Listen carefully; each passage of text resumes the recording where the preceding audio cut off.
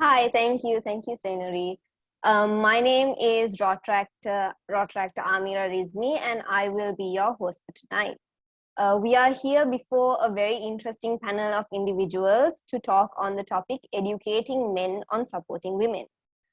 Just to let everyone know, if there are any questions throughout the session, please do drop a message on the chat box and we will get back to you on that. Okay, so panel, are we ready to answer questions? Yes, I'm ready. Okay. I'm ready. It's good to see you, Amira, and good evening to everybody else. Good And to evening. my fellow panelists as well. Kasun, good evening. Good to see you. Good evening, Yukti, and good evening to everyone else. Good evening. Okay, And so Ruby as well, my panelist. Yes. Ruby is Hi, also guys. here, I suppose. Hi. Yes. Hi. okay, so let's begin then. So we have our first question. Our first question is regarding the topic for today, which is supporting women, how men can support women. So my question is, why do you think this topic is important? And this question is directed to all three of you. Amira, is there a particular, you might want to mention a person also whom you would like to start? Okay, all right. Yeah. So let me start off here.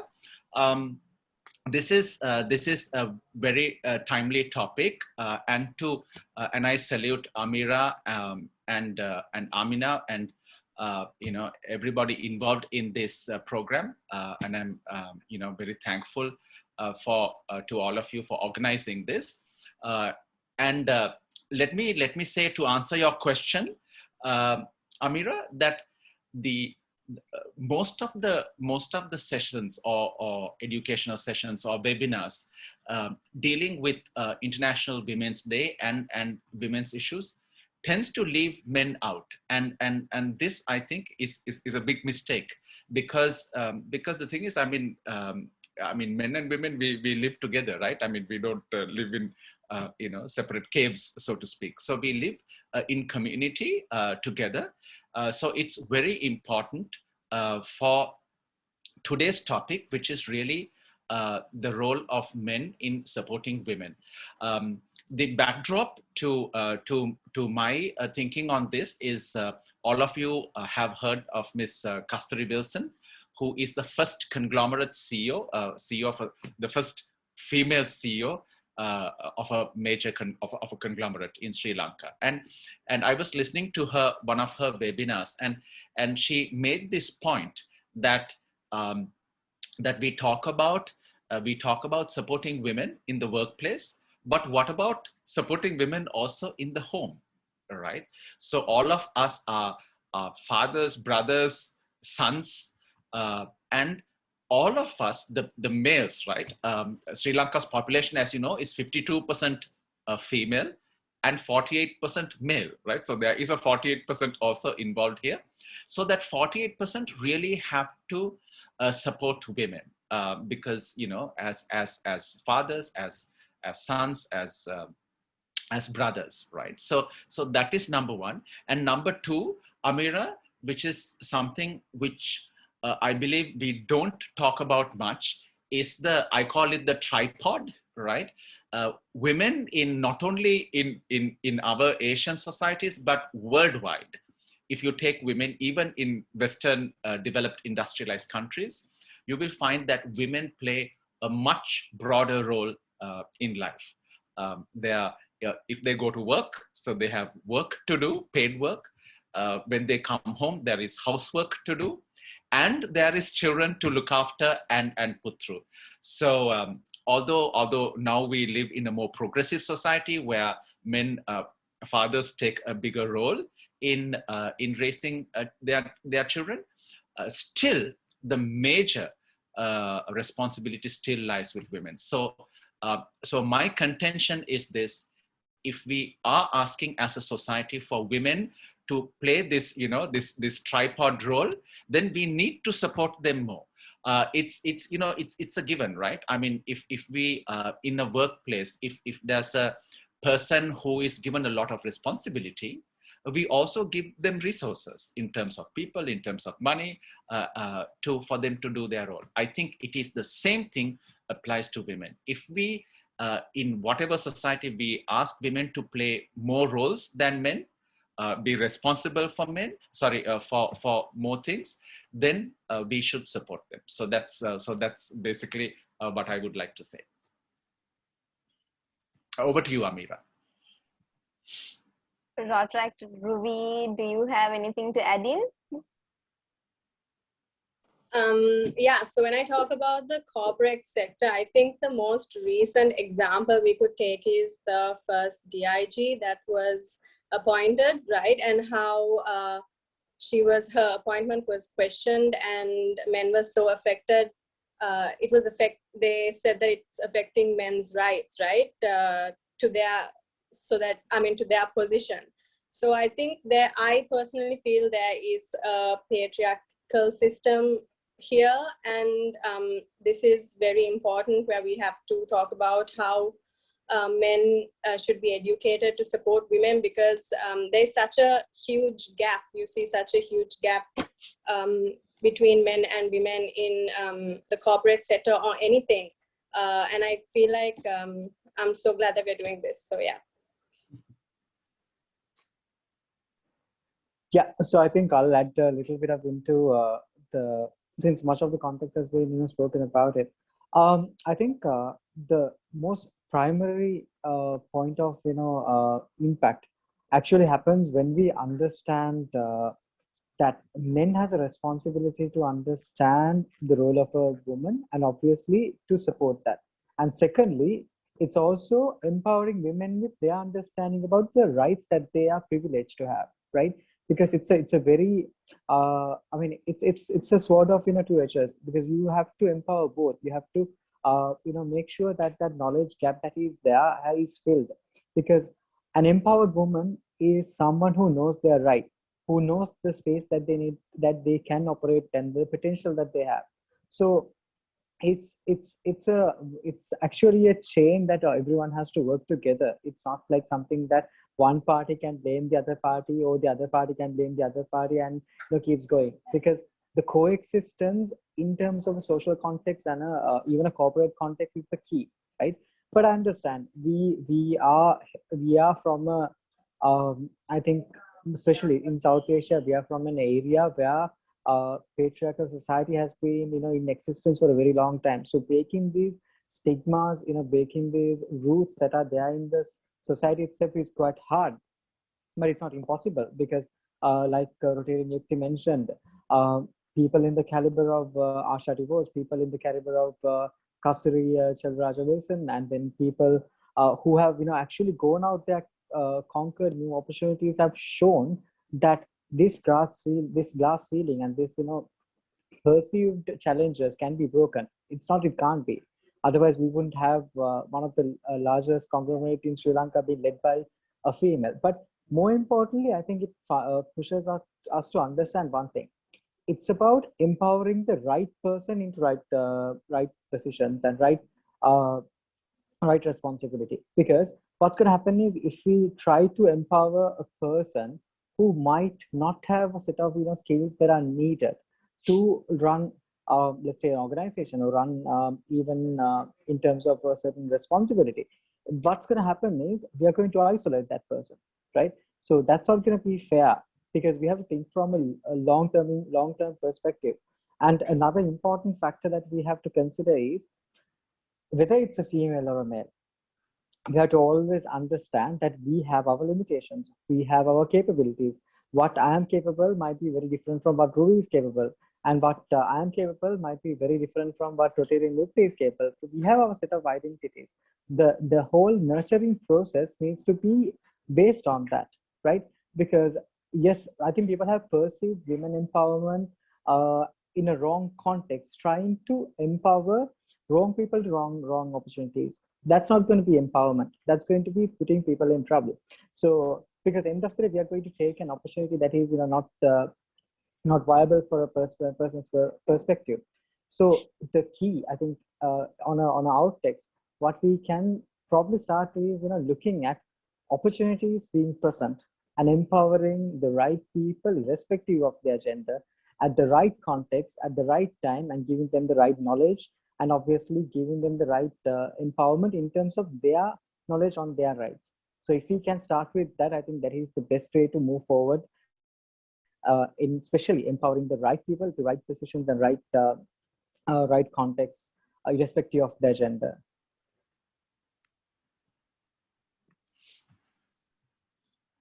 Thank you so much. Okay, so now that we have addressed how important this topic is, I will move on to the first question, which is for Rotary and Yukti. So as Ruby mentioned before, in the corporate world, there's a visible gap between men and women, especially in top managerial levels. So my question is, how would you advise, the future generations to try and close this gap?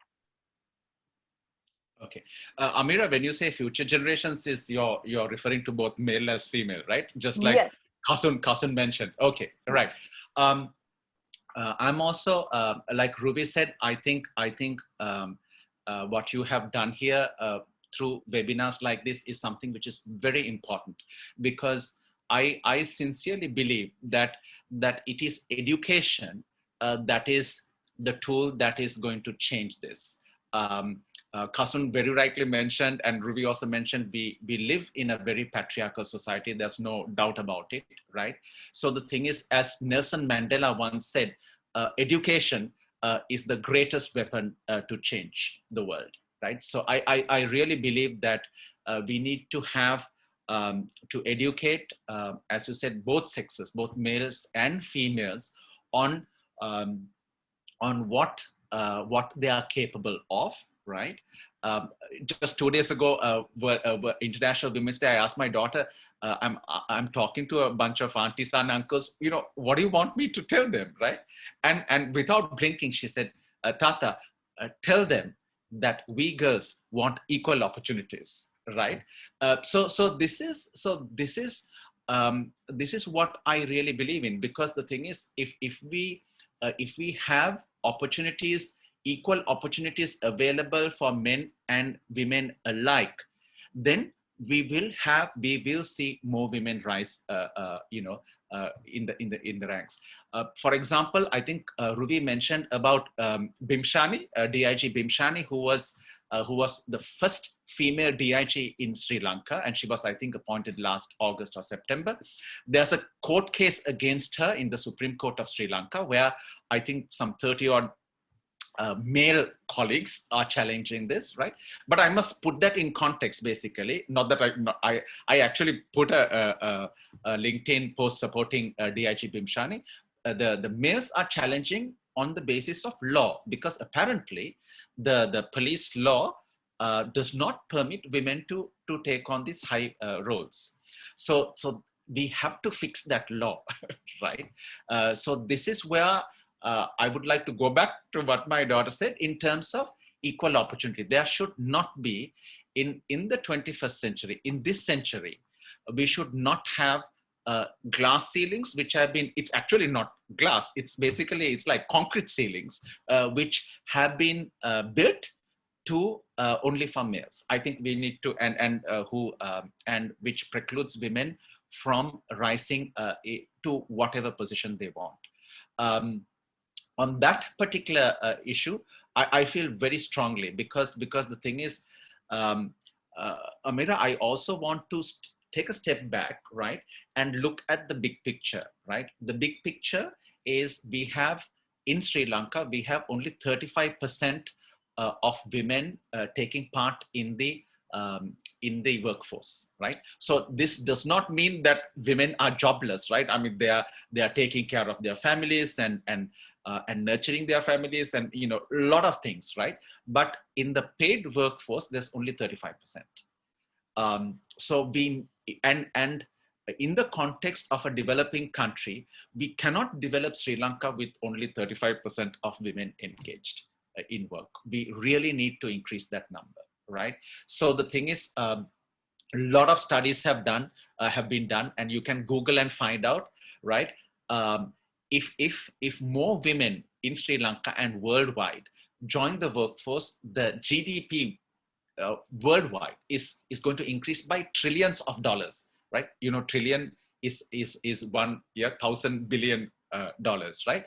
So that is the kind of impact that women can have on the economy, and that also means that everybody is going to win.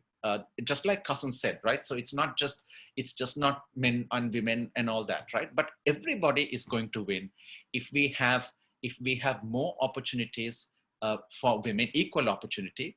And Amira, I would also want to say a couple of other things. One thing is we also need to give young women examples, like role models. Now, Kasturi Wilson is great. Bimshani is great. Yeah. And I hope that we will have more women like this, because the thing is, women, girls must also have role models, because otherwise, if it is only men who are in these leadership positions, who are doing great things, girls will think, this is not really, for me. I mean, I'm not expected to do that, right? To achieve these heights. So that's why I say that we have to have a kind of a revolution of sorts in terms of how we educate girls and boys. So that we don't make that distinction, and we somehow get this message across to them, saying that you can achieve whatever you want, right? It doesn't matter whether you're a girl or a boy. So this is something that is going to take time, but we really need to work on that. One of my favorite stories is, I don't know whether you guys have heard, but the of Indira Gandhi, was Prime Minister of India many times, right? And when she was born, she was the only child of the first Prime Minister of India, Jawaharlal Nehru. And when she was born, her grandparents, her actually grandmother, had told the grandfather, I mean, it's such a pity, no, our son has a daughter. I mean, he should have had a son, no, so that our family name could be taken forward, right?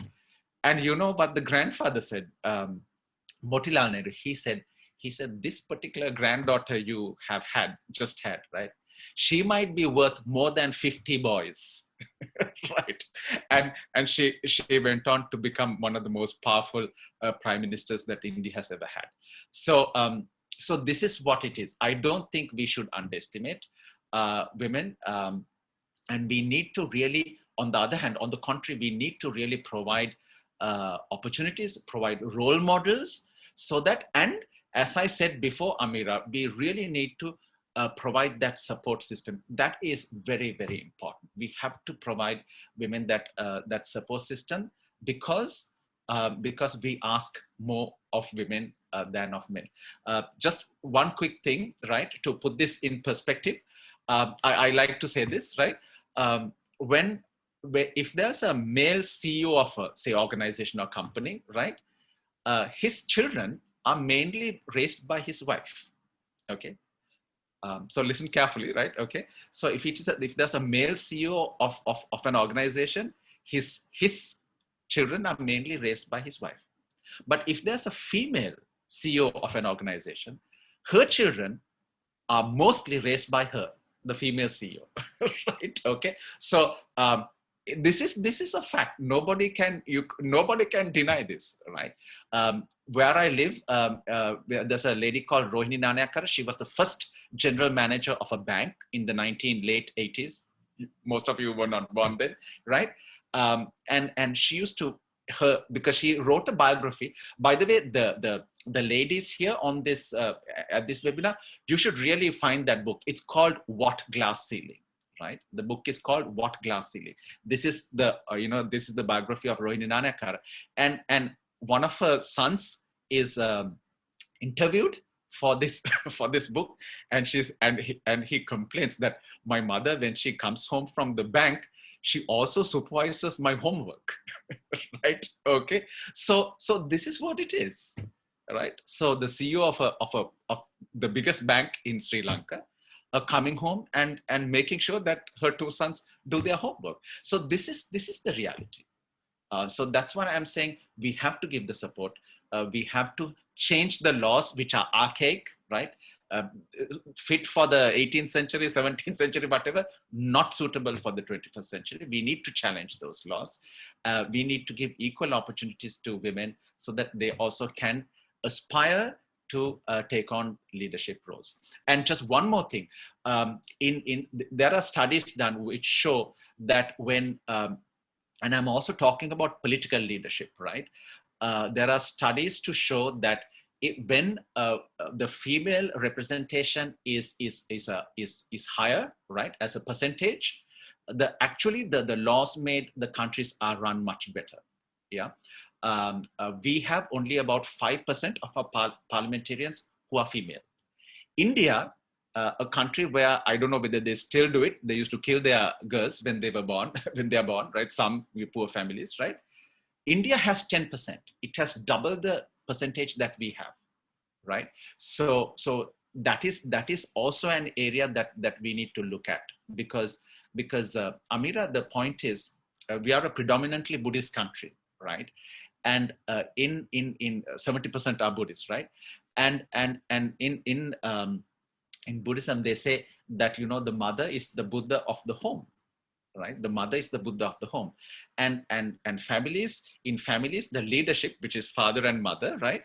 50% is female, right? But when we talk about organizations, when we talk about governments, right? It's okay to have 5-10%. How can that be okay, right? I don't think it is okay. And I don't think it is natural, right? Because the natural order of families, we have 50% female and 50% male.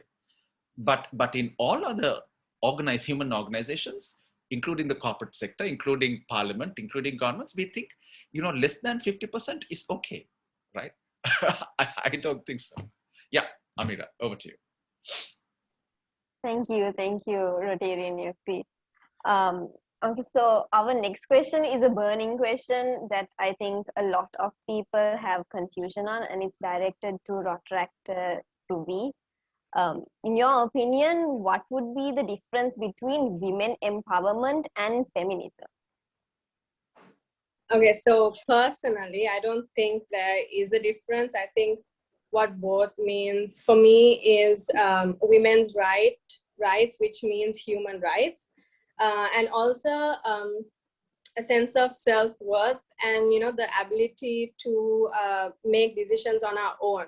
So, but there is this preconceived notion that feminism now, you know, there's this thing going around that feminism, you know, that we've taken it to our heads and we are taking it too far. But I think that's not true. We are not trying to overpower men. We're not trying to overstep anyone. We're just trying to be equal, and that's what we are fighting for. And also, definitely when I say equal, it's not about, you know, physically, and obviously men and women are physically different, but I mean, intellectually, we are on the same level. And like Kasim mentioned, I think just rewarding someone for their merit, no matter what the gender is what we are looking for. So that's what I think, yeah. Thank you, Ruby. So the next question is directed to Rotarian Rotaract Kasun. So there is a growing social stigma, which is so men who are feminists or who take part in feminist movements are not considered manly. What's your opinion on this, and what advice would you give for people? Okay, so usually I have a tendency of, you know, saying a lot of controversial things, so I'll try to keep it very very you know, subtle. But look, first and foremost, let's try to, you know, look into an example. I think Rotarian Nifty very correctly mentioned that irrespective of, you know, your gender, we all have role models that we look forward for. Like, you know, we tend to gather more strength and, you know, stamina from, you know, looking at them. For me, my role model, one of the best leaders that I've, you know, seen in the last few years, is New Zealand. I mean, the lady who has been, raising New Zealand to a greater level in terms of all the challenges that the country has been, facing. That is Jacinda Ardern.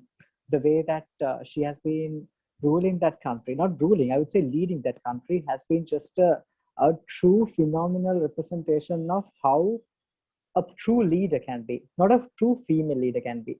Because for me, leader is a leader. You don't have to define your gender. You don't have to let your gender define whether you're a leader or not, because leader is a leader. Kasturi Shelaraja Wilson is the CEO of one of the largest conglomerates in Sri Lanka. I don't think we need to emphasize that she's a female CEO, because she is the CEO of that company. There is no male CEO in that company. So what's more important is the leaders being aspired to be better leaders, and men who support that are not technically anyone who lacks manliness. I don't think that is the way. Anyone who supports the right cause, irrespective of their gender, irrespective of their caste, irrespective of their creed, irrespective of any differentiating factor, someone who fights for a right reason, for right purpose, and for right okay, I used to say this: people who fight for purpose and people who not fight for people are actually true heroes. So it doesn't really matter whether you're fighting for gender equality, or whether you're fighting for sustainable future, whether you're fighting for more empowerment. As long as your intentions, as long as your purpose is right, you are never someone weak. So it doesn't obviously question your gender, or whether your capability, or whether your potential as a gender role. But I'll tell you one thing. I'll tell you how a true leadership can change the I would say a context of a country, right? Because we love hearing stories. You would know that New Zealand faced one of the worst terrorist attacks in human history. I don't like giving tables or labels, telling whether it was, by this particular racial group or whatsoever. No, it doesn't have to be that, because terrorist attack is a terrorist attack. We always, tend to, brand things with gender. We tend to brand things with identity in terms of race, racial orientation. It doesn't have to be that. We have to understand things as what it is, right?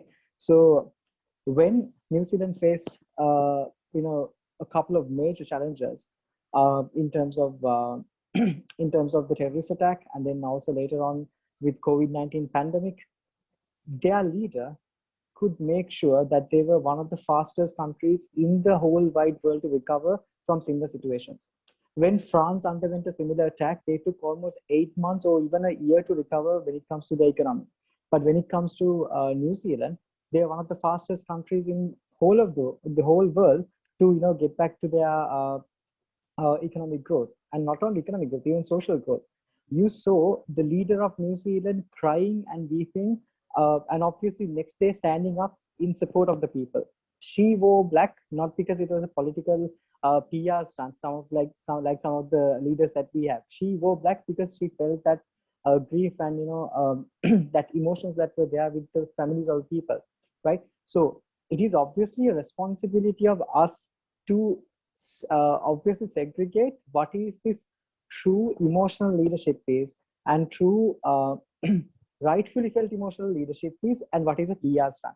We have to obviously understand that, because when we understand those right genuine attitude towards people, what's going to happen is we are going to not only empower women, we are going to empower true leaders of true passion, right? So I'm a strong candidate when it comes to saying we need to discover true talents, we need to discover true potential of true true personalities out there who actually has that talent. So irrespective of their gender, caste, economic, and social backgrounds. I'll tell you another example. Okay, let's keep this division between gender for a bit, right? Let's talk about something else that we commonly can see. Will a student from a rural community in Sri Lanka, okay, have access to the same set of resources that someone like you and me have? Will they have that? No, they won't have that. And is it their gender defining their capabilities? No, not really. It is, there are so many other factors that holds people from growing in our country. right? But yes, I am definitely understanding there are so many things that our leaders go through, especially the female leaders. I can speak for all my presidents who are here. Some of the girls who are here, obviously, when they pass like 7 o'clock in the night, they will be getting multiple posts. Where are you? Why aren't you coming? When aren't you safe?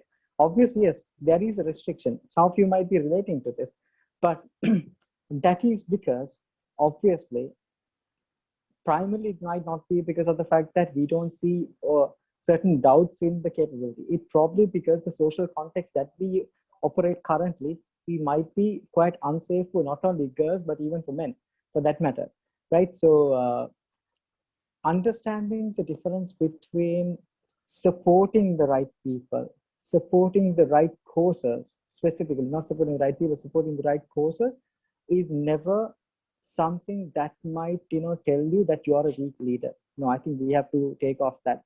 So answering your question, Amira, which was supporting feminism or supporting or empowering women, is it something that define a man as a weaker male? I don't think that is the cause. Anyone who fights for right cause, right purpose is a hero, and that does not give them any weaker label, but obviously make them much more stronger. So yeah. Yes, thank you so much. I definitely agree on that. So our next question is for Rotaract Ruby. It's a personal question. So you were the first president of our Rotaract Club of NSBM. And what were the challenges you faced trying to get this position and during your presidency period? And in your presidency period, were there any male colleagues that supported you and helped you make this easier? So to be honest, I think to get the position, there was no difficulty. I didn't have to face any difficulty when it comes to gender or anything like that, I have to be honest. But obviously throughout the year, but also, so my committee, 1/3 of my committee is only girls. So the rest are males. And I have to say I've been very, very lucky to have had them as my committee, because throughout they have been a support system. Despite gender, they have been so supportive. And even if there have been misunderstandings along the way, like, from outsiders, they have been the first to step up and speak for me, for anyone in the club. So I think my colleagues have been a huge support system to me.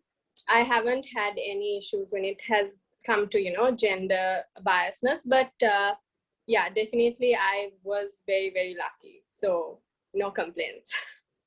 Amira, I just want to jump in here with your permission.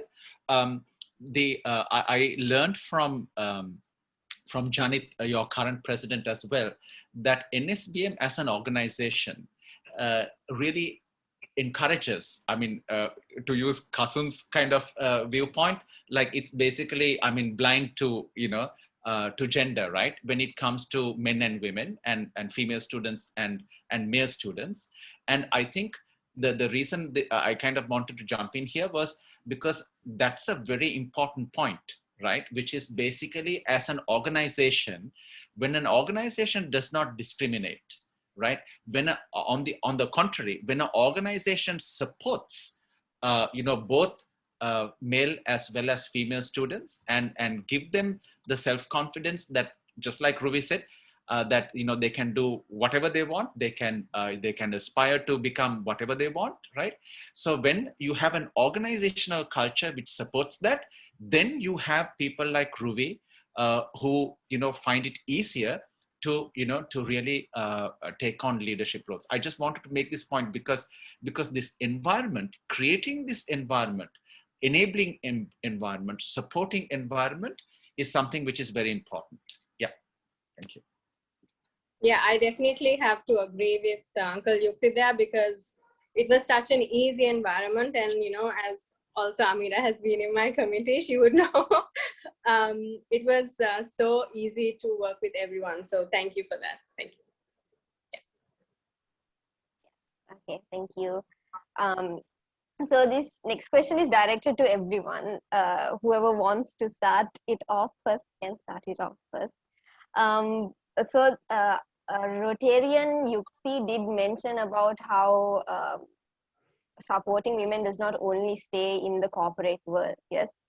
So I personally agree on that, and I feel like it does expand into, on daily activities. You have to support women on daily activities because they do carry so much more than just working in the corporate world. And for example, this is a very important example that I think that Rotarian Rotaractor Kasun acknowledged. When we have women don't usually walk around at night alone, not only at night, even in the mornings, like set aside other circumstances that would put everyone else in danger. Just on a general note, they don't walk outside alone because of a fear, mostly of men. It's kind of like a social stigma, actually, right? So my question is, what advice, like, do you agree with this, and what advice would you give the younger generation on how they can make, the world a little bit more safer for everyone? Yes. Kasun, you want to go, because that was your point about about ladies ladies car, having a curfew and all that. Well, first and foremost, I think it also starts with our own responsibility. Now, I'll tell one thing. Now, today I can't be speaking here for the rights of all the females and going home and restricting my sister to not go out anywhere. I can't be doing that, right? We have a lot of people who does that, right? Wow, fantastic speakers on podiums, but when they go back to life, the implementation, I think a lot of us know that it doesn't happen in that sense. So when it comes to a real life context, look, let's try to break this down situation, what Amira mentioned, right? The concern is the safety, right? Safety of being there in our society, irrespective of whatever the time is, right? Now, where is the problem? Is it being a man or a woman that defines your safety, or is it the fact that the society is not a safer place? In my opinion, the fact that society not being a safer place is the problem, right? So in that context, do you try to provide a solution for what we spoke first, or you try to provide solution for what we spoke second, which is the larger problem? That should be our case, right? In my opinion, what we should do is we should solve the core issues, right? And especially in a country like ours, right, where there's a diversified set of people working, people living, right, different demographic, different financial backgrounds, different social backgrounds, different educational backgrounds. If you really want to answer this, if you really want to make a safer society, if you really want to empower right leaders, right people, your go-to solution is going to be education. If without education, you're not going to go anywhere. Let's face it, right? Look, we are trying to speak about changing the world, but even when you go to grade 9, health, I think if I'm not mistaken, it was the science book. When it comes to biology, the amount of information that you give out to educate people about sensitive topics, how much of a problem will a female teacher have in terms of walking into a male classroom and educating about biology? These are practical things that we see in our society. Okay, so the problem is we as a country still does not have the right education at the right time, right? Would you believe that in certain countries, certain Scandinavian countries, I don't want to quote the country, but when you go to preschool, you're given different dolls, right, for male and female children who are just starting their primary education, not primary, even pre-childhood development education. They are given dolls without any clothes, right? The dolls are given without any clothes, so that they get the first ideology about human anatomy and the differences from there onwards, right? In a country like ours, you start speaking about it when you're in grade 8 or 9, right? So do you think the problem is with you being a man or a woman? No, problem is not that. Problem is with the way that we are looking at it. Problem is the way that we are addressing situations in our society, right? What we need to change is not your gender. What we need to change is people's attitude, right? Like I keep on reiterating on this fact. If you really want to change the world, your number one and only solution is education. Education is going to give you a solution, sustainable solution for poverty. Education is going to be giving you solutions for social unrest, right? There's a lot of youth out there. Okay, let's talk, very bluntly about the number of rape cases that happen, right? Do you know that there are almost an equal number of male children that are being raped as well, right? This is not also almost, okay, not equal numbers, right? Abused as well, right? This is because this is not because the gender is defining like what our safety is. It's because our society itself is not the place where that safety is assured, right? So if you want to actually see a society that is safer, which is Amira's question, irrespective of whether it's daylight or evenings, you need to change the society. And how are you going to change society? You're going to educate the people living there, right? And if not for that, even another 50 years, when probably some of us have gray hair. Obviously, I already have gray hair, but in another few years, when we speak, in another couple of decades, so let's not go 50 years, let's in another couple of decades, if we do not answer this question about people being educated with the right knowledge and right advanced technology, right advanced education being given to them, and open education being given to them, we will still be talking about female rights. We will still be talking about empowering people, empowering women. We will still be talking about whether it's a safer choice for you to go out at 7 o'clock in the night. So my point of view is we need to just look at problems as it is and not let the gender define anything we do. So Amira, I would like to add to what Cousin said. I would want to embarrass myself in public, right? So I support what Cousin's second point. It's actually not a safe environment. So let me now embarrass myself. Before COVID, I used to go. I'm a very strange guy. I go for walks in the middle of the night, right? And I used to go to Independence Square, right? Now Independence Square, I would walk only on the Independence Square where there are lights and vehicles vehicles passing at least every 5 minutes. So even if I get mugged, maybe I might be found on the road by someone passing, right? So I totally agree with what Cousin says. I think we live in a very strange kind of society, and I don't want to get into too much detail, but I also think it is really a case of law and order, which is like beyond the scope of this conversation today. But if we had a very good legal system and law and order, I don't think we would have had this fear. When I used to visit Singapore very often, and my Singaporean friends, male and female, they say they have no problem walking any time of the day or night, because Singapore has cameras all over the place, and they have a very good legal system. And if you do something wrong, you have to pay for it. You will be caught, and you have to pay for it. So that's really the law and order situation, which I know is beyond the scope of this webinar, but that's what it is. So that's why I'm saying I support Cousin's viewpoint. So it is really, we have a society which is not safe, right? And which is, their law and order is not there, where the judicial system is takes years and years to for a case to be heard and justice to be meted out.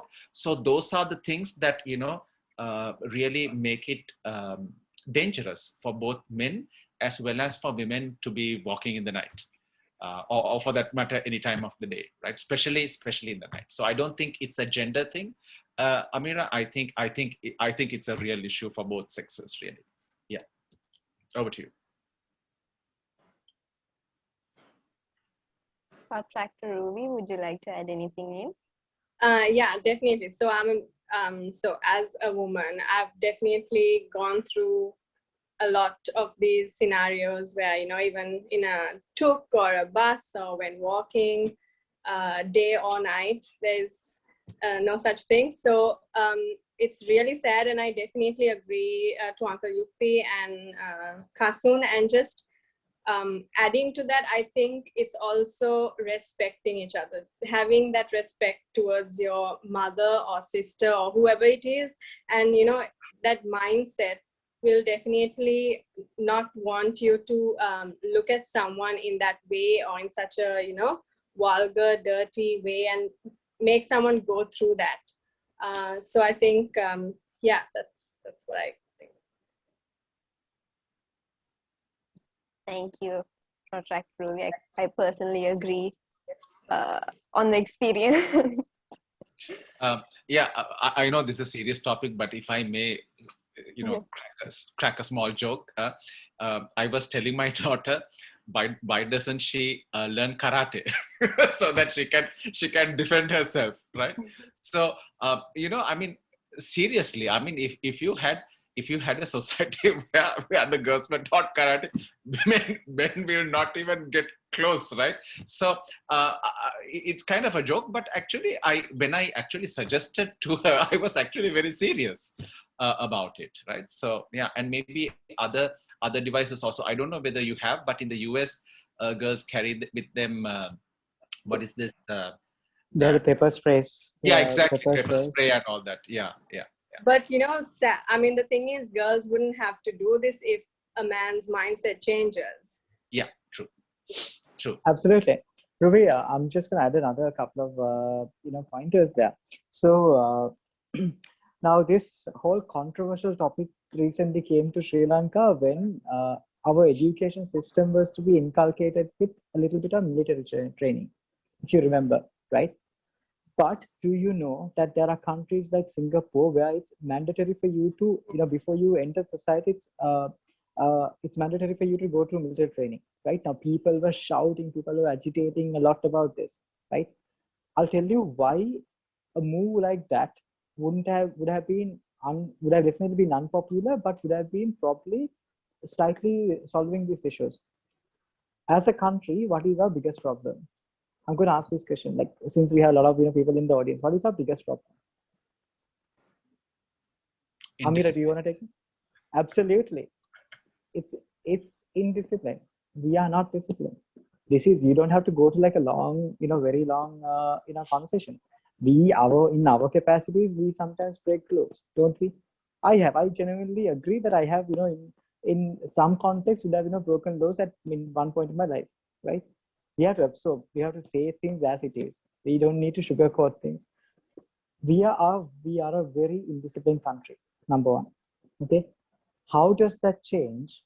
Obviously, we can't go back and change the generations, right? That is why we have law, right? To correct the mistakes of the past. But we need to change the present and the future. If not, future where the present becomes the part of it is going to be the same, right? So we need a systematic change. In this systematic change, you have to inculcate something like lifelong learning and discipline. So that is why a context like that was supposed to be introduced to Sri Lanka, right? I'm not supporting. I am the last person to get involved in any political because I think in terms of our political structure we are useless.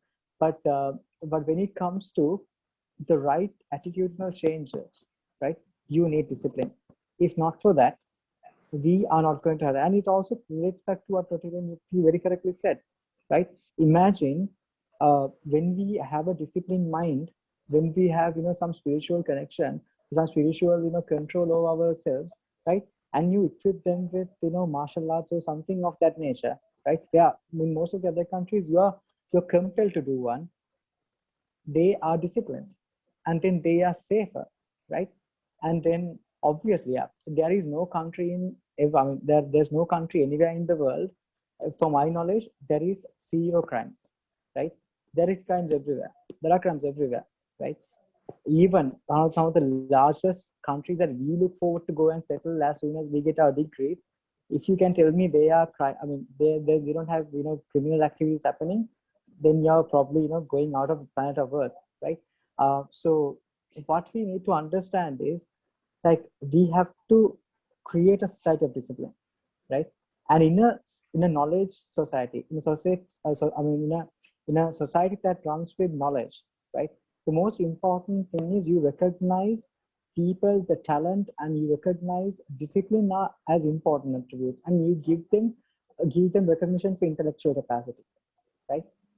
In a society that is intellectually advanced, the labels of gender, caste, creed, anything doesn't matter, honestly, right? If you want examples, do a little bit of reading about Singapore. You will get fascinated about the way they operate. So yeah. Thank you. So we'll move on to the next question, which kind of dives into relationships, couples, you would say.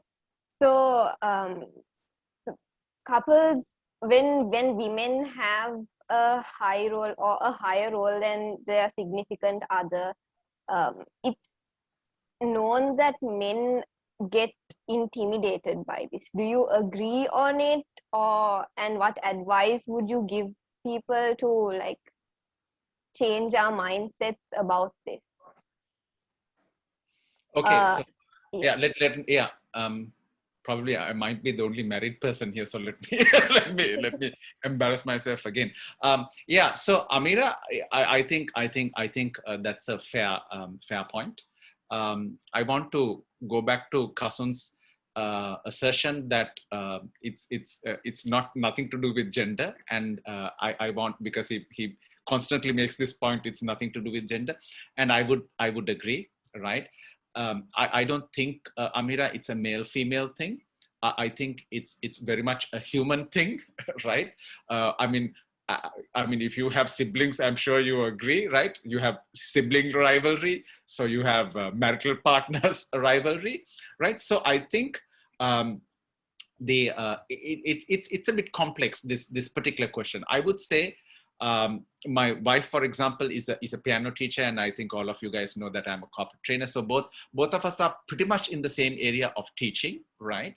And if I say that, you know, and she's very accomplished and all that, right? And if I say that, you know, I have, like, you know, zero envy, I think that will be like the biggest lie, right? Okay. You know, one of the things is that she tends to, she works with, you know, very small kids, right? I mean, 5, 6, whatever, right? And I don't work with these age kids, and I love these kids, right? So I'm very envious of what she's doing, right? I deal with adults. So that is one, right? So the thing is, I would say it's quite something quite normal. It's because we are built to compete, right? I mean, in the school system also, I mean, you're graded, right? First, second, third in class and all of that. So I think we have this mind frame to compete, right? There is a book which is written. It's called, I haven't read it, but but I know what it talks about, right? It's called Co-opetition, right? So that stands for cooperation and competition, right? So if you merge these two words, you have co-opetition, right? Okay. So I think that is really the way to go, right? I mean, in the sense, in marital relationships, for example, I mean, because competition is also a good thing, because if I want to be a better teacher than my wife, I think it's a good thing, right? Okay. And if she wants to be a better teacher than me, and we actually learn from each other, right? So there is an element of competition, and there's a lot more cooperation. Okay. I mean, uh, for example, I mean, my wife, anything to do with communication, because I deal with communication, she does not do anything without consulting me, right? So even sometimes text messages, right, to her difficult parents. Okay, so the thing is, so this is what it is, and I think it's this balance, so to speak, between competition and cooperation, and in a marital situation, it's about looking beyond yourself to the welfare of the family. Because if you look at the welfare of the family, you will not think about it, right? Let me embarrass myself again, right? During COVID, my business was pretty much dead, right? Okay. I mean, which company wants a trainer to come and, do physical training when there's this danger of COVID, right? So but my wife's business, the piano teaching business, was not affected, right? Almost zero, yeah. And she bet on as if there's no tomorrow, and because of that, we had food on the table, right? And I have absolutely, although I said, I'm going to embarrass myself, I am not shy to say that, and it is definitely a strength. So the thing is, so you have to be. I think these things come. It's because of an insecurity that you think that if somebody else is doing better, if your spouse is doing better, somehow they take something away from you. That, I think, is the wrong mindset. I think, going back to Cousin's point about education, we have to educate people to think that different people have different skill sets. We are not, we are born the same as human beings, but we are not born with the same skill sets. Some are blessed with, right? Right? I mean, some kids, some people, I mean, they can do anything. They can walk on water, right? All right. So I tell this to my daughter. I said, like, if I were your classmate, I would really hate you. I would really hate you, right? Because she can do anything, right? So and this is what it is. I think we have to realize that different people have different skill sets, different competencies, right? And some of us are just born brilliant. So I mean, so that and that should really not take away. I mean, we should be comfortable with that. Okay, I was not born with this, but this person some God-given talent, right? Okay. And to realize, to appreciate, and when you appreciate, right? Now, for example, I like to play music, but I can't play like Mozart. I can't play like Beethoven, right? So the thing is, but that doesn't make me envious, right? I look up to these people, great musicians, right? So this is, I think, the same attitude that we need to bring, but I know it's a sea change, right? Because especially, and things like Facebook doesn't make life easier, because people, they curate, right? They put the great, the greatest thing in their lives and put it on Facebook, which is not true, right? Okay. So the thing is, so this sense of competition is created. So the thing is, so we need to educate our kids. It's okay, right? I mean, it's okay for our relatives to do well. It's okay for our friends to do better than us. It's okay for our relatives to do better than us. It's okay for a certain community to do better than us, right? So this is what we need to understand, and this is what we need to communicate. Having said that, Amira, I totally agree with you, right? I may be some exceptional case, right? I had, out of all my bosses, right, the two female bosses I had, I worked best with them. Seriously, my last boss was a female boss. Of course, one boss I would have for life, that is my wife, right? Okay, so, but my working relationships have been the best working relationships have been with female bosses, right? And however, I must say this, right, which is true, because I one of the ladies that I coach, right, when she was made the boss, a manager, and one of her peers, was basically made one of her direct reports. So this guy was, she was made the boss, of this guy.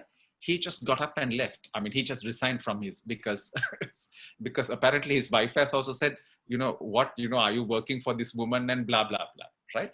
So that is, Amira, that is definitely there, out there, right? I don't know why people think that way. I think it's crazy. But this is there, where you think that if you work for a woman, it's it's somehow, you're degrading yourself. People tend to forget that we have had two female prime ministers, right, and one female president, right? So this is the boss of the entire country, right? So I mean, where this comes from, I'm not too sure. Maybe it's the this patriarchal kind of society, but so this too, Amira, we need to go back, as Kasun also said, it really starts with education. That's why I'm a big believer in education. Some of the people here in this webinar know that. We even had a webinar for our family about 3 months ago. Education is the way to go. We really need to focus on education, because I think Kasun and I are very similar in our thinking, because I have just given up on our political leadership in the past 73 years and the 73 years to come. So it is really us as citizens, right?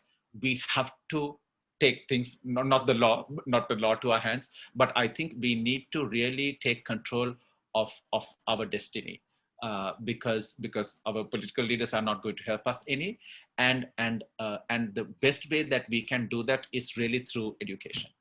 So whatever we can do to promote education, to give more opportunities to girls, right? Amira, I don't know whether you are aware, right? Because Kasun said, people don't want to talk about sex education. Forget about sex education. People don't want to talk about the fact, right? It's a fact that about 1/3 of Sri Lankan women don't have access to sanitary napkins. Okay, that is girls and women. How on earth can you expect girls to go to school, right? When their own teachers say not to come to school when they're having the period. Okay, so a girl missing 2 days a month, right? You multiply that by 12, it's 24. That is a girl in the village where they really need the education more than here in the city, right? They miss 1 month of school every year just because they cannot afford to buy sanitary napkins, right? So these are that's what I'm saying. So there's a lot of support that we need to give to female students, because it's not a level playing field, right? So this Kasun said, right, is biology, right? So you're born that way. You have to deal with it, right?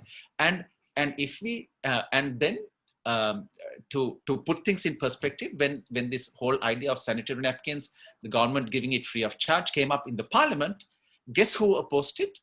The female members of parliament opposed it, saying this subject should not be talked about in this grand parliament, right?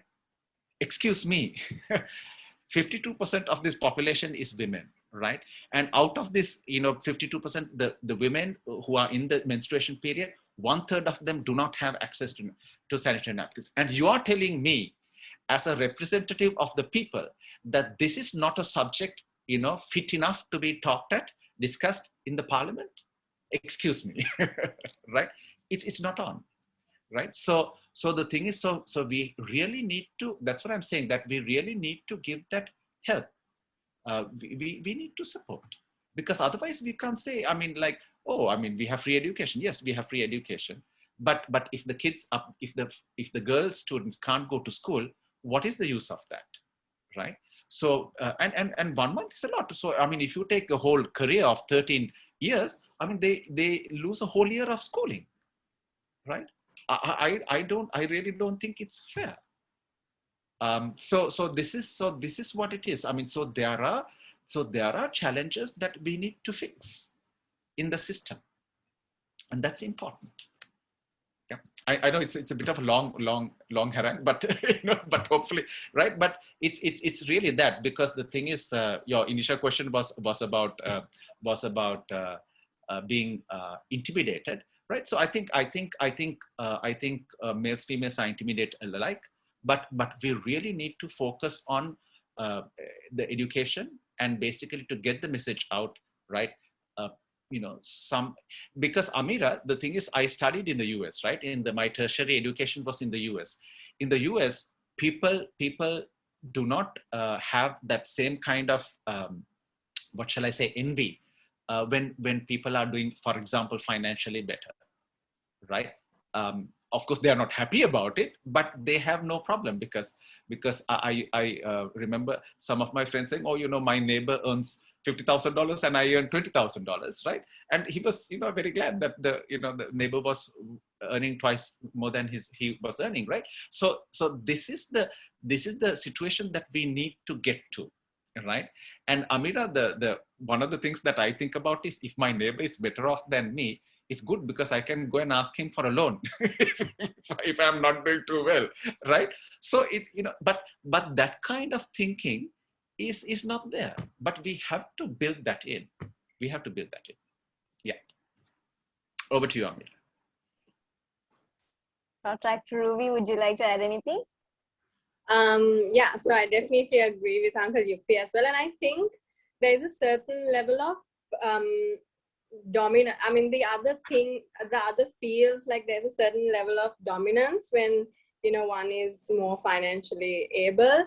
So I think if they can find it's all about respecting each other, no matter what each other is doing. So it's all about finding that balance. And I think even, at home, like educating your children that both parents are on an equal level. There's no dominating character, that the father is not the breadwinner, even if he is the breadwinner, that he's not the dominating character, but that both are on the same level.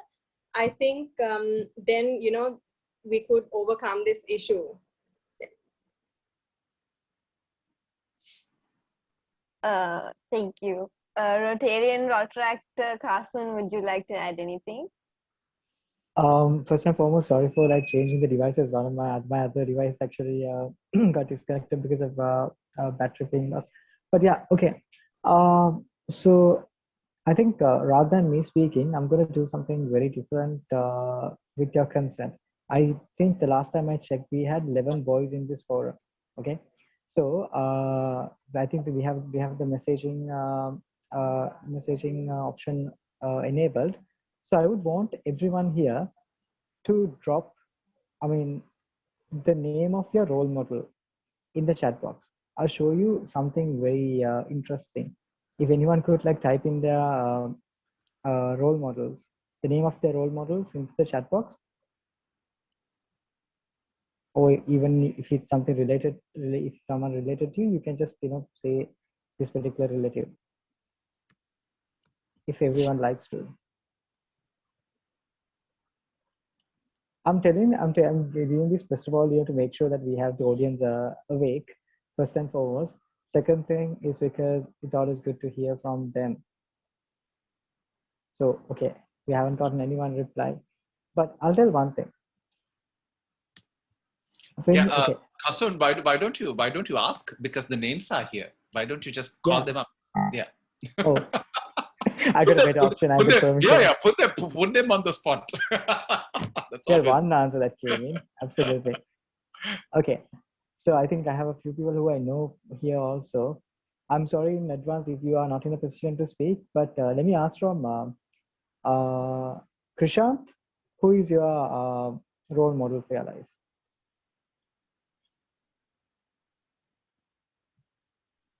So my role model is I don't specifically follow anyone. From my school days, I had one of the head prefect. I used to look up to him, the way he handled things and way he carry out his stuff and how he present himself. So still now I have a good contact with him. I look up to him and I get advices from him. So yeah, he's my role model. His name is Deva. Thank you. What about you, Amira? Who is your role model?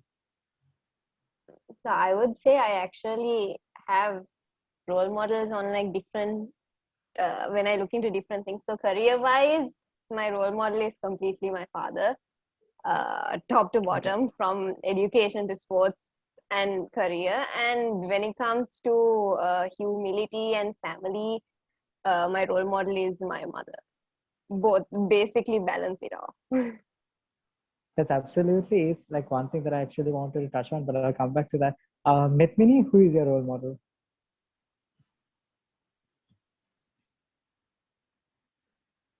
They're in a position to speak. Okay, I'm sorry. I'm gonna get like not so popular, putting people on trouble, putting in trouble. But yeah, the reason I asked you was this, right? Now, okay, now I don't know whether you guys have seen this picture that I have on Zoom on my profile. It's me. It's that moment is something very special for me. It's because that was me receiving an award from my role model. That is again a lady that who have spoken. Let me just turn off the video so that you all can have a look. So the lady on the left of the screen, you can see, right? Does anyone know the lady? Kasturi Wilson. I assume you could have seen the picture. Does anyone know the lady? Kasturi Wilson, right? Because otherwise, yeah, it's Kasturi Chelaraja Wilson. So people who know me, they know that I have a massive respect for her, and that is not because she is a female leader. It's because she's a leader, right? And on a world context, it's Jacinda Ardern. So which is why I kept on shifting between these two examples.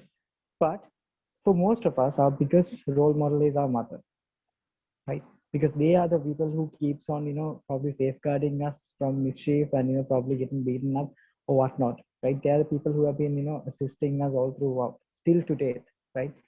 So what I wanted to mention you is, guys, like, look, in a simple context, this is again another statement that was said by one of my district steering committee members. That was Rotaract Kashani, one of the past secretaries of Rotaract Club of University of Moratua. So she kept on saying, don't let your gender define who you are, right? Be a leader. I mean, and be a leader, and for you to be that leader, you don't need to consider whether what your gender is, because we need quality leaders, right? So take that into consideration, right? Because it's very important that we identify leaders as leaders and not the gender, the caste, the creed, or culture, or whatsoever define them, right? It's absolutely important. So in support of that, I think all of us will be there supporting right causes and right purposes. But that's my addition into everything that the Rotarian Yukti and Rotractor Ruby added. So yeah, over to you, Amira. So thank you so much on all of the insights, and I think we're coming to a closing end of our session. So I will ask the final question, which is, what advice would you give to the audience sitting here? Your final leaving goodbye advice. We can start with Rotarian Yukti. Okay, yeah, right. What I would like to say is I think I have mentioned enough for the men, right? So I'm going to talk to the women here, right? One of the things is one of my thoughts is that I want to share with all the women in the webinar tonight is your qualifications, professional qualifications, work experience, whatever, right? Make sure that that you get the best qualifications you can, get the work experience you can, because you never know what is there in the future. Okay, just a quick story. One of our family friends, the husband was a medical doctor, and they had one son, and the couple met, yeah, right, met at medical college. When he graduated, they got married, and he asked the wife to stop her education, right? And this particular gentleman died at the age of 45, right? And the wife didn't know what to do because she was a housewife, right? Had he not stopped her, she would have been a medical doctor, right? And then she would have batted on as if there's no tomorrow. So my first thing to the women is to get qualified as the highest qualification possible, and the work experience, all of that. Number two is it's very important to have role models, mentors, right? And obviously this is applicable to men as well. Within your company, within your organization, if there aren't any, at least outside, right? Always try to get mentors, as many as possible, to advise you, that you can use as a sounding board. That's number two. Number three is you need to speak up. It's very important, right? Your voice must be heard, right? Don't think that, you know, you have silly ideas and the men have brilliant ideas or something like, or even your other women colleagues have better ideas. You need to really speak up, right? I can talk from my own corporate experience. Contrary to what people say, women who speak up are respected, right? Of course, speaking up is not for the sake of speaking up. You need to have good ideas and, you know, serious thought and all that, but be prepared when you go for meetings and speak up, right? So that is the next thing. The last thing I want to share with the women, right? This may apply to men as well, right? If it's applicable, you know, if the hat fits you, wear it, right? The last point is, I hope that, you know, that Amira won't, you know, trash me as being sexist here when I say this, but in my experience, I found out that women also underestimate themselves, right? I will give you a quick example. I was coaching this lady. She's a head of HR, and she said, Yukti, I'm very bad at hiring. And I said, oh yeah. You know, so how many, so it's a long conversation, but let me put it in a nutshell. I said, like, how many hires have you done? She said about 100. Okay. So I said, how many bad hires have you, you know, you regret? She said about 3. So I said, you have a 97% pass rate, right? That is a distinction, right? Okay. Nobody has 97% pass rate, right? And you have a 97%, and you think you're not good in hiring, right? Then she said, yes, you're right, no, Yukti. Right. So so women do this, in my view, they do it all the time, right? So you need to really get out of that mind frame of, you need to really, try to put things in perspective, right? And also, for example, just another example as well, if there is a man and a woman, right, and there is, you know, in an organization, and they have, there's one vacancy, right? So either the man or the woman will be chosen, right? The woman thinks, and just assume that both are at 70% of their competency, right? So they need 30% more. The man thinks, oh, I'll take the job, and then that 30% I will learn while on the job. Whereas the woman thinks, right? The woman thinks, oh my goodness, I don't have that 30%. So I can't get there, right? So this is another instance of underestimating yourself, right? So this is where, Amira, that's why I say that women really need that support from their home, from the company. Even Kasun was talking about Kasturi Chelraja Wilson. I'm quite sure that Hemas has been very, very supportive of her. Otherwise, she would not get to the place she has gotten, right? So this is something which is very important. And just one last story. My daughter, right? So the thing is, I had a chat with her because I had some problem. I said, Anagi, I mean, what's what do you think about this? And she said something, and I said, Anaki, you're very good in school, but you have no practical knowledge, right? Okay.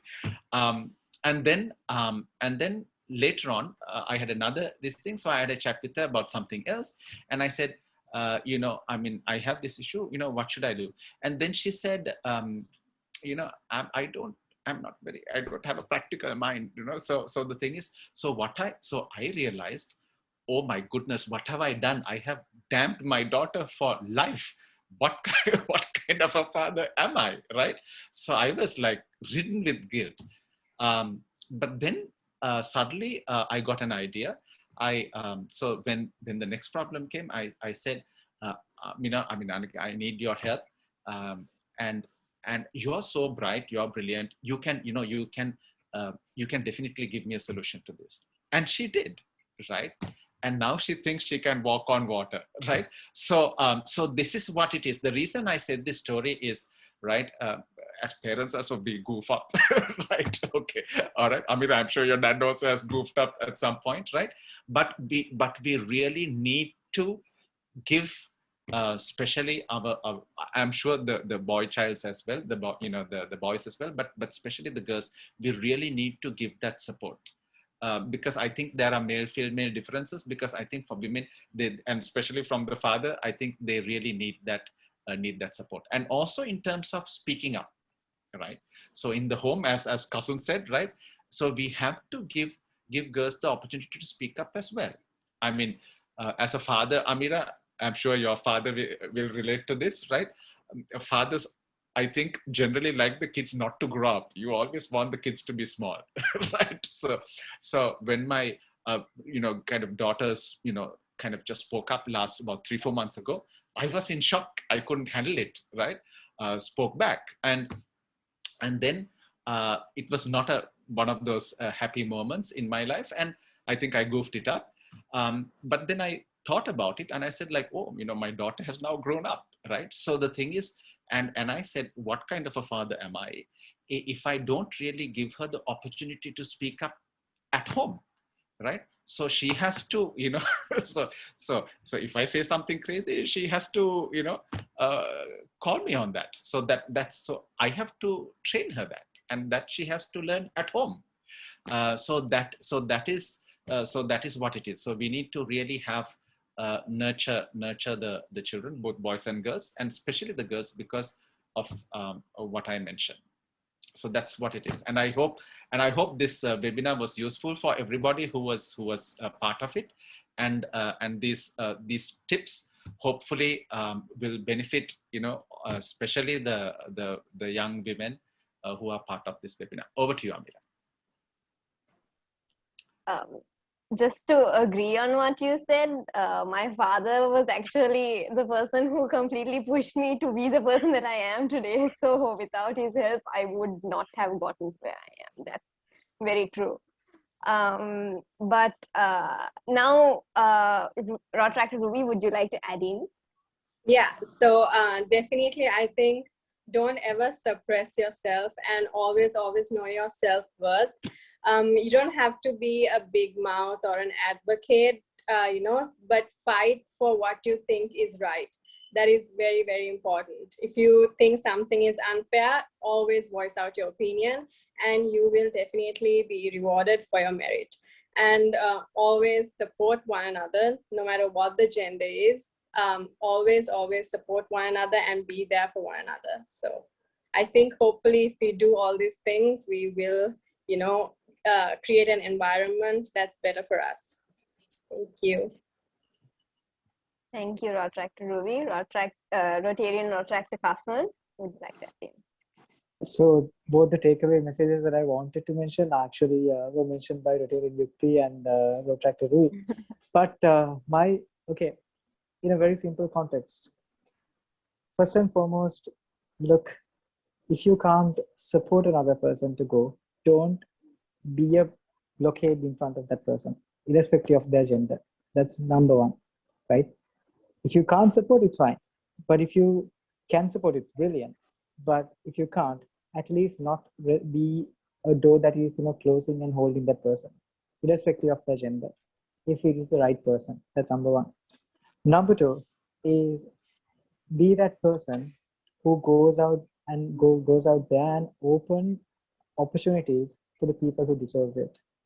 Again, irrespective of the gender. But having said all of these 2 pointers, most important thing is we have to understand we are still existing in a patriarchal society, right? There are when you go out of Colombo, you will realize still a girl child is really scared to come out and speak in front of her parents. They are, right? I mean, obviously, staying inside a air-conditioned room, you might not probably see this. But when you go out there to the villages, you will feel this is what it is, right? So you will obviously have to give that extra support. But obviously make sure that you do it for the right reasons. It is the most important part, because opportunities, like Rotarian Yukti very correctly mentioned, should be given on merit basis for the deserving candidates. Because if not, what's going to happen is you are spoiling the opportunity and also the role of the other person, right? Look, all of us can't sing. I can't sing. I know for a fact. But if I go and, if I go to a singing competition and, if I try, sing, and if just because my gender is is at a disadvantage in general, if I'm given preference, I will be given that opportunity, but obviously I wouldn't be given that opportunity for the right reason. So it shouldn't be what we do. So empower each and every person that you see. If you can't say anything constructive, don't say anything destructive to the person, right? So be someone who obviously lift another person up, right? Because end of the day, if you want to see that just society that you want to see, if you see that fair society that you want to see, and obviously if you want to empower more women, coming back here, you need to educate the society to understand the importance of intellectual capacity, right? Treat talent as it is, treat power as it is, and obviously fighting for what is right should be always the case, right? We should always be a generation. I mean, my belief, youth is not future, youth is the present, right? Gone are the times that we believe in it. So every girl here, every boy here, you are the ones who could define your lives, right? Don't wait till someone else comes and tells you, look, you need to grab this opportunity. Don't do it that. Do it because you thoroughly deserve it. Do it because there are people who look forward to do it. Do it because there are people who can.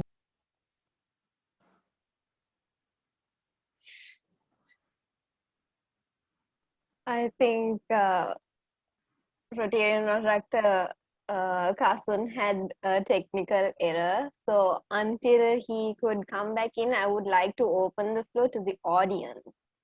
Do you all have any questions to ask our panelists? You can unmute yourself and speak, or drop a message on the chat box. And if you don't ask questions, we will ask questions from you. I think I got disconnected, no? Cousin, we are not Amira, laughing. can you hear me now? Yes, Yeah, I think that part is. yes, we can hear you. Yeah, okay. So I think that is probably a sign for all of us. It's time for dinner. Yeah, coming back to just the last point, I wanted to touch, like, go out there, support people because they deserve it, right? And empower people as much as you can. We live such short lives, so anything else doesn't really matter. Like, you make sure that you support people because they are people and they deserve opportunities and they deserve a better life than what we live right now. So be that set of people who makes that change. Don't wait till the society changes, because if you want to do something, if you want to see a better place, you need to be the one starting it. Don't wait till leaders come and do it for you. Be the leader that changes it for the betterment of the future. So wishing all the very best to all the ladies who are out here and all the gents who are out there. Obviously wishing all the very best for the leaders who are here, who could obviously define what our country could be and what our country deserves to be in future. Wishing you guys all the very best. Over to you, Amira. Thank you so much. So before closing this off, as I mentioned before, I would really like to open the platform to the audience. Please do ask any question you want, unmute yourself, or drop a message on the chat box.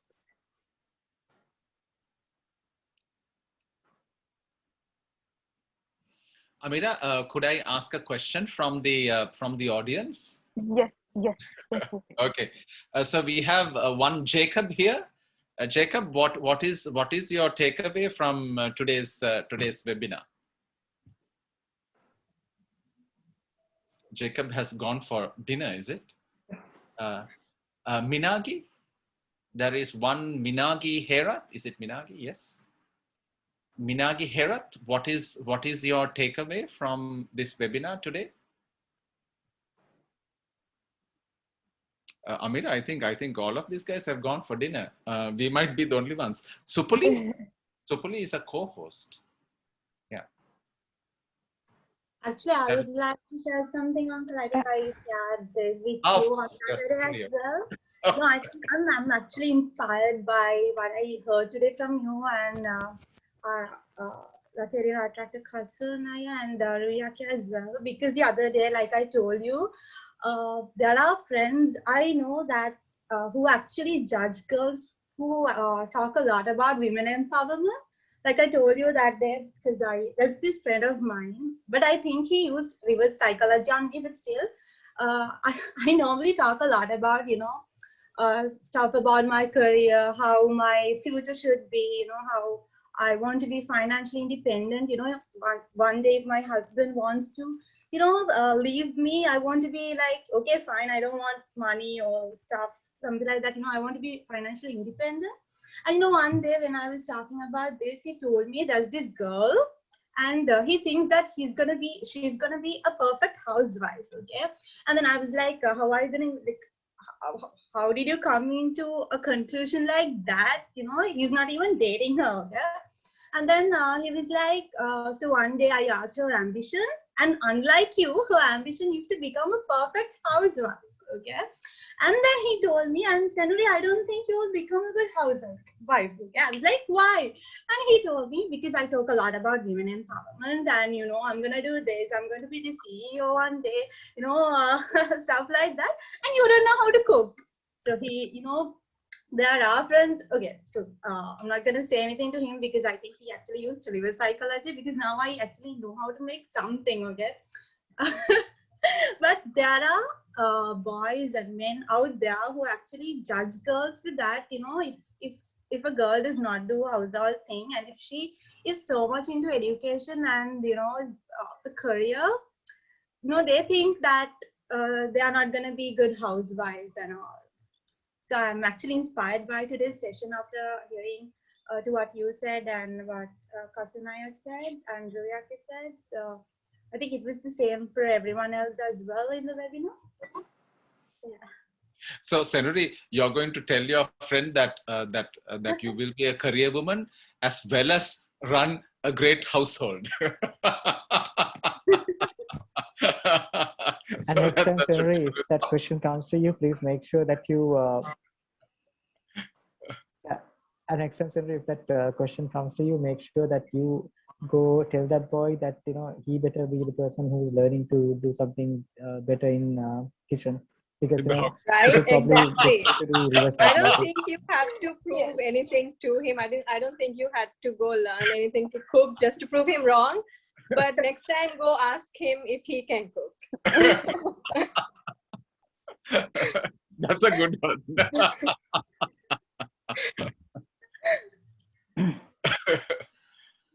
And I think Supuli, Rotarian Yukti asked Supuli a question, and I think she was about to respond. Supli, yes. Yeah, it was really inspiring. Actually, it gave me the drive to actually achieve what I love to do. I mean, I also had certain, I doubted myself when I had the dream of achieving some positions. But as you said, Anka, it actually inspired me to, to go towards my dreams. So not to question myself, not to doubt myself. And that 70-30% actually, that was a huge issue that I had. So now I think I have that confidence so that I can go. Thank you so much for that. Great, excellent, Supli, excellent, super, great feedback. Yeah, okay. Okay. Thank you everybody so much, especially Rotarian Yukti, Rotarian Rotaractor Kasun, and Rotaractor Ruby for sharing all of your insightful information and educating us on this particular topic. And from everything that I have taken out of this, clearly it's our duty to first and foremost change our attitude, and then we can go on to changing the society, and then one day in the future maybe the law too. So yes, this is Amira Rizmi, your moderator and host, signing off. I will be passing on the platform to Amina. Thank you.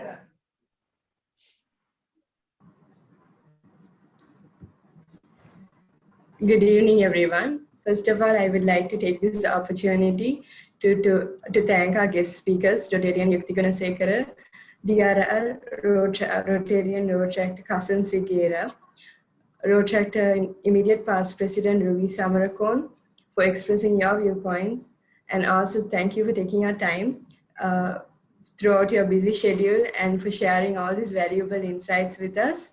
I would also like to thank the amazing moderator for the day, Rotaract Amira Rizni. A big thank you to the president of the Rotaract Club of NSBM, Rotaract Janit Tilakasekara, also Rotaract Senari Lavanya, and Rotaract Supuli Gunavardhana for putting their maximum effort.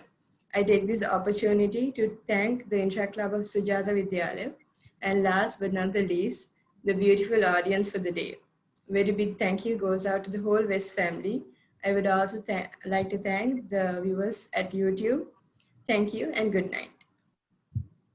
Thank you.